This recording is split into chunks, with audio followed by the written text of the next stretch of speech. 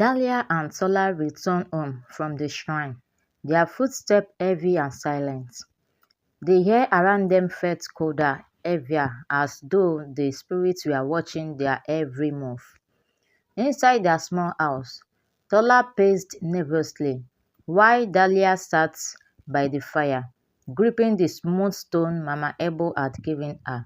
"We can't keep running from this," Dalia finally said, her voice steady but soft.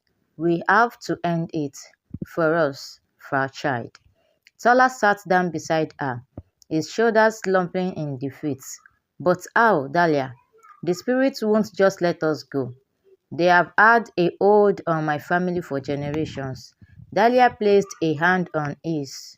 "Mama Ebo said the spirits fear purity and love. If we face them together, we might have a chance. But we must be brave." Tola nodded slowly. "If we do this, we have to be ready for anything." The next evening, Dalia and Tola prepared for what could be their final confrontation with the spirits.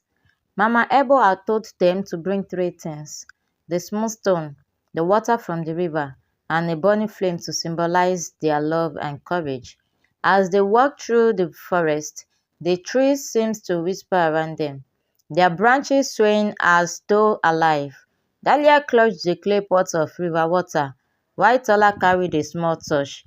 The shrine loomed ahead, its ancient stone walls glowing faintly under the moonlight. "Are you ready?" Dalia whispered. Tola nodded, though fear flickered in his eyes. "Let's do this." They stepped inside the shrine.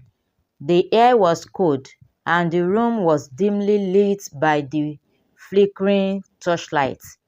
The wooden figure on the altar looked even more cracked and worn than before. Dalia placed the stone and the pot of water on the altar, her hand trembling slightly. As soon as Dalia poured the water over the altar, the room filled with a low, rumbling sound. The walls seemed to shake, and the cracks in the wooden figure began to glow with an air blue light. A voice echoed through the shrine, deep and otherworldly. "You dare defy us again, Dalia? You will regret this." Dalia stepped forward, holding the torch high. "We are not afraid of you. We will not sacrifice our child to your cause. The bond ends here." The growing lines intensified, and shadowy figures emerged from the walls. Their forms were dark and twisted, their eyes glowing like burning embers. The spirits circled Dalia and Tola, their whispers growing louder and more menacing. Tola grabbed Dalia's hand, his grip firm. "We have to stay together," he said, his voice steady despite the fear in his eyes. The spirits surrounded them, their voices rising in a chaotic chorus. "You cannot break the bond. This price must be paid." Dalia closed her eyes and focused on Mama Ebo's words. The spirits filled on fear. "If you show them love and courage, they will weaken." She opened her eyes and looked at Tola. "We have to show them we are not afraid. We have to stand together." Tola nodded and stepped closer to her. Together, they held the torch between them, its flame burning brightly. Dalia spoke firmly, her voice cutting through the spirit's whispers. "We do not belong to you. Our love is stronger than your cause." The spirits eased, their forms flickering as though they were losing strength. The shrine shook violently, and cracks began to spread across the altar. Suddenly, one of the spirits, larger and more menacing than the rest, surged forward. Its glowing eyes looked onto Dalia. "You think love can save you? You are fools." Dalia stepped forward, holding the stone tightly. "We are not afraid of you," she said, her voice steady. The spirits laughed, a cold and chilling sound. Then prove it.